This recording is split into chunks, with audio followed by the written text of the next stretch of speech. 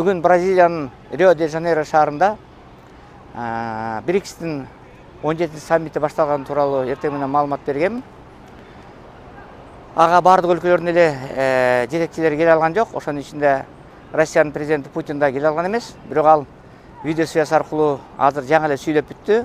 Бардык журналисттер, бардыгыбыз анын сөзүн өтө көңүл коюп уктук. Анын сөзүн биз эле укпастан дүйнө элдеринин бардыгы, дүйнөлүк коомчулуктун баары угушту. Путин өзүнүн сөзүндө БРИКСке кирген мамлекеттер бардыгы 10 мамлекет толук кандуу мүчө, андан тышкары партнерлору менен кошкондо бир 20дан ашып кетет. Ошо БРИКСке кирген мамлекеттердин жалпы көлөмү ошо чоң 7ге кирген мамлекеттерден бир нече эсе көп экендигин, экономика жагынан, калкынын саны жагынан көп экендигин баарын айтты да. Анан жер шарында мына БРИКСке кирген мамлекеттер жер шарынын 3/1 бөлүгүн ээлейт.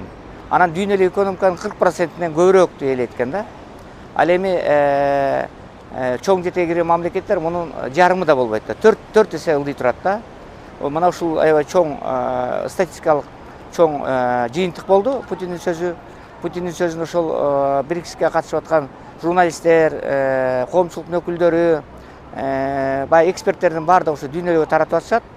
Андан тышкары мына башка да лидерлер балким сүйлөшүшү мүмкүн, катышпагандар. Эң негизгиси Россиянын президенти Путиндин сөзү эң чоң резонанс жаратты деп айтсак болот.